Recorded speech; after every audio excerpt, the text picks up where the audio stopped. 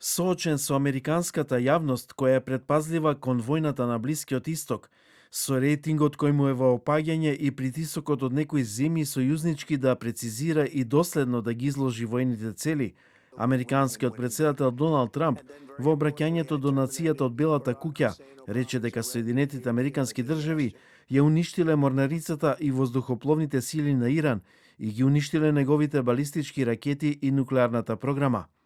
Од друга страна, тој одби да изнесе конкретен план за завршување на војната, која сега е во петтата недела, освен што рече дека САД ќе завршат работата многу брзо. Ние ги држиме сите карти, рече Трамп од Белата куќа во своето прво обраќање кон нацијата, откако САД и Израел влегоа во војна на 28 февруари. 19-минутниот говор на Трамп не донесе многу нови информации. Акциите паднаа, доларот зајакна, а цените на нафтата пораснаа кратко време по обраќањето на Трамп, веројатно од можноста дека конфликтот ќе се одолговлекува уште некое време. Иако во претходните денови повтори дека Техеран е воено неутрализиран, Трамп нагласи дека САД ќе продолжат да напаѓаат цели во Иран со уште поголема сила во наредните денови. Доколку новите лидери на земјата не преговараат задоволително, САД ќе почнат да ја напаѓаат националната инфраструктура за производство на електрична енергија и нафта, ќе ги удриме многу силно во следните 2 до 3 недели.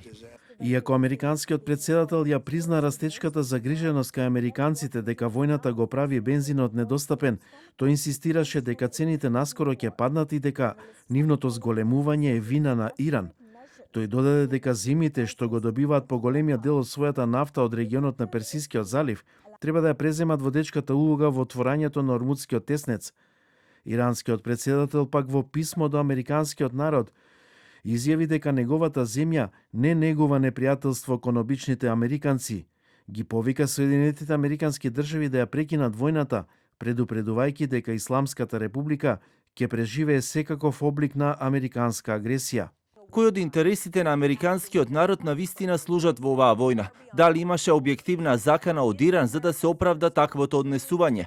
Нападот на САД и ционистичкиот режим врз Иран не е знак на моќ, туку знак на конфузија и неможност за постигнување стабилни решенија. Во меѓувреме продолжи американските и израелските воздушни напади врз Иран, Либан и Јемен, како иранските ракетни напади врз израелска инфраструктура и американски цели во Персискиот залив. Тел Авив алармира за нови напади од милитантната група Хезболах. Иран вчера изврши голем ракетен напад врз Израел од почетокот на војната, непосредно пред еврејскиот празник Пасха.